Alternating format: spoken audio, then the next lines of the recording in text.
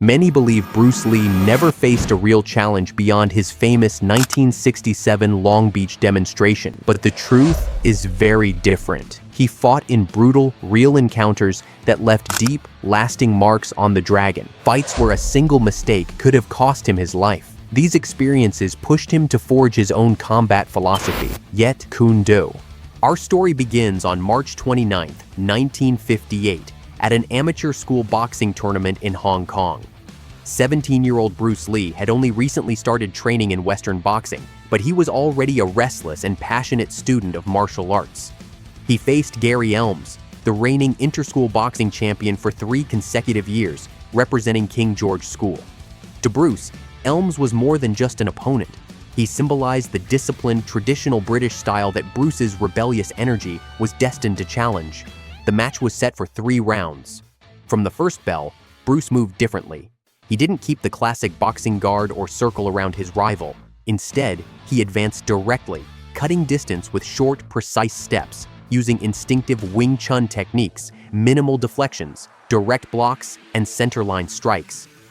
Every time Gary threw a jab or a cross, Bruce intercepted with rapid counterattacks that disrupted his rhythm. In the first round, Elms tried to control the distance, but Bruce surprised him with an explosive step forward and a right hand to the chin that sent him to the canvas. It wasn't a knockout, but it was a warning. In the second round, Gary came back more aggressively, but Bruce's unusual footwork and timing allowed him to evade most attacks.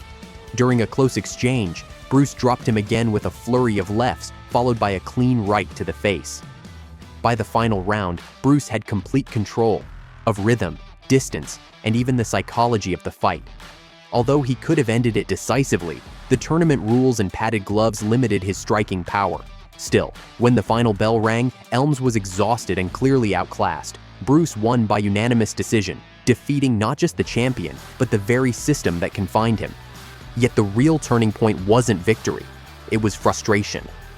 Bruce realized how limiting the ring, rules, and gloves were, how they restrained true combat. That frustration became the seed of Jeet Kune Do, his philosophy of freedom, adaptability, and pure efficiency in a real fight. Not long after his victory over Gary Elms, the young dragon went looking for a new challenge. Or perhaps, the challenge found him. In Hong Kong, school rivalries among kung fu masters were common, but illegal. That's why young fighters would climb to rooftops or meet secretly behind closed doors to test their skills, far from the eyes of the police. These underground duels were known as Beimo, where there were no trophies, no rules, and no glory, only respect or humiliation. Bruce's mentor, Wong Jackman, stated that Lee took part in only 2 Beimo fights, and he personally witnessed one of them. His close friend Hawkins Chung confirmed this, adding that Bruce couldn't afford to risk his face often due to his growing film commitments. That means the dragon did compete, and those fights were far more intense than the point-based karate matches of that era. To claim that Bruce Lee never competed is simply false. There are credible accounts proving he did, at least twice. The first Beimo was brief, almost ceremonial, but the second would change him forever. According to Wong Jackman, who both cornered and refereed the match, Bruce faced an assistant instructor from the Choi Lee Foot School named Chung, known for his raw power and devastating circular strikes. In the first round, Bruce started tense, cautious, analyzing his opponent. Chung seized the moment and attacked ferociously, landing a heavy blow that left Bruce dazed and bloodied. As the round ended, Bruce worried about how his father would react to his swollen eye and bleeding nose. For a brief moment, he considered quitting, but Wong urged him to continue, telling him that Chung was already exhausted and that now was the time to attack. And that's exactly what he did. In the second round, Bruce completely changed his approach. He stopped reacting and began intercepting. He advanced relentlessly, firing rapid, precise chain punches straight to the face. One blow knocked out Chung's tooth. Another sent him to the ground, unconscious. It was over. Bruce had won by knockout. But there was no celebration. As the adrenaline faded, he realized something profound. He had crossed a line, mastering not just his opponent, but his own fear. That fight taught him more than any lesson or drill ever could. That fear can be a teacher. That true mastery isn't about physical dominance, but mental control. It was the day the young dragon stopped fighting for pride and began fighting for understanding. After his victory in the Beimo, Bruce Lee continued to refine his style. The young man from Hong Kong had become a charismatic instructor, teaching Kung Fu in Seattle to a small group of friends and students who were about to witness something unforgettable. With his magnetic energy, Bruce could convince anyone who listened to him, but he also stirred resistance. As Jesse Glover, his first student, once said, "If Bruce talked to 3 people about Kung Fu, 2 would become true believers, and 1 would get offended by his confidence." That 1 was Yoichi Nakachi, a Japanese student at the University of Washington, a second-degree black belt in a hybrid style that mixed Okinawan karate and taekwondo. Nakachi ran his own dojo and had real fighting experience. He'd even fought men armed with knives. It all began during a public demonstration. Bruce, in his usual brutally honest way, declared that soft styles are stronger than hard ones. Nakachi took that as a direct insult to Japanese karate. Egos clashed, and the inevitable happened, a challenge, which Bruce accepted. The duel was set at the downtown Seattle YMCA. No press, no cameras, only witnesses, Jesse Glover, Ed Hart, and Howard Hall. The Japanese attendees would serve as Nakachi's judges. Jesse would be the referee. When the fight began, Nakachi launched a front kick straight to the groin. Bruce deflected it with his forearm and, without hesitation, closed the distance like lightning. His fists struck Nakachi's face again and again. Nakachi stumbled backward, dazed, while Bruce drove him across the gym. As Nakachi tried to grab him, Bruce unleashed a direct kick to the face. It was so clean and so fast that the witnesses barely had time to react. Silence filled the room, until someone shouted, "No!" The fight was over. Nakachi was out cold. The entire match lasted an absurd and humiliating 11 seconds. Out of compassion, Ed Hart, who held the stopwatch, doubled the time and said it had been 22. When the Japanese fighter regained consciousness, he asked how long the fight had lasted. The answer left him even more humiliated. That day, Bruce's friends witnessed something they would never forget. Their teacher could calmly discuss martial philosophy, but in a fight, he was an unstoppable storm. That brief yet devastating victory would become the prelude to an even greater challenge, one that would test not just his body, but his deepest beliefs. As Bruce evolved, about 5 years later, he faced Wong Jackman, a fight that would test his physical limits and his philosophical approach to Kung Fu. The outcome profoundly affected his trajectory. The duel between Bruce Lee and Wong Jackman is considered one of the most famous encounters in Kung Fu history. Many versions of the story exist, and much of what is told is not entirely accurate. I've come across 3 main accounts.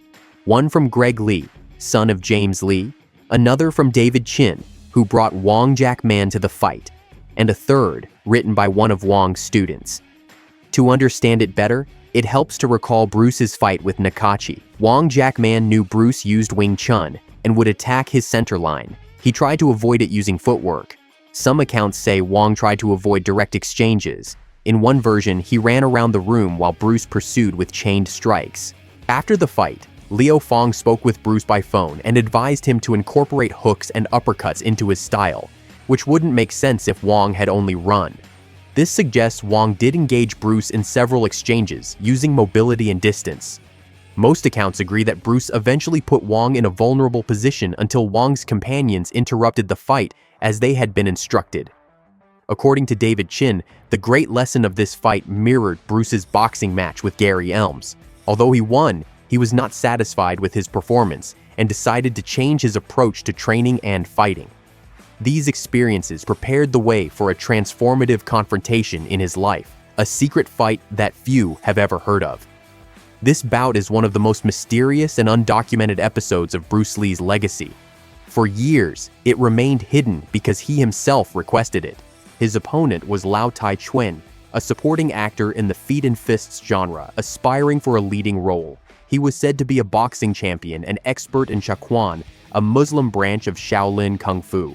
Lau publicly challenged Bruce through the press, and some producers even promised a leading role to whoever could beat him. The challenge reached Bruce. At first, he ignored it, but media pressure and Lau's insistence eventually made him accept. The fight was arranged by a detective named Tang San, known for his influence in gym and the new territories, where Wing Chun was adapted to face Western boxing. It took place on his property, with witnesses present, some of whom were interviewed years later by researchers like Alex Richter. Lau arrived prepared, aware of Bruce's nickname, Three Kicks Lee, for the power of his kicks, and planned to focus on Bruce's legs, but that was a mistake. When the fight began, Bruce exploited the distraction and struck with his hands, not his feet. After knocking him down, Bruce reportedly told the witnesses, "You knew to watch my feet, now you know to watch my hands too." After the fight, Bruce asked all witnesses to remain silent and even helped Lau financially to recover outside Hong Kong. He didn't want to ruin his opponent's career or attract unnecessary publicity.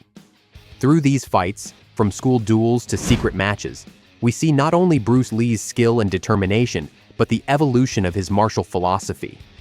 Each experience helped him refine his art and develop Jeet Kune Do, a philosophy based on adaptability, fluidity, and freedom of movement. From Hong Kong gyms to film sets, Bruce turned every encounter into a life lesson. His real fights demonstrated not just his physical power, but also his constant pursuit of self-knowledge and growth. Today, Bruce Lee's legacy continues to inspire martial artists, athletes, and filmmakers all over the world. He didn't just change how we fight on screen, he changed how we understand discipline, movement, and the true meaning of martial art. So I ask you, will you choose to believe the true story of the dragon, or keep thinking, like many, that he was just a fraud who never tested himself? If you want to know the real reason Bruce Lee never entered official tournaments, watch this next video. It features interviews with true masters who explain his decision. And if you enjoy these real stories, make sure to like the video and subscribe. The journey of the great master doesn't end here. It continues in the next chapter.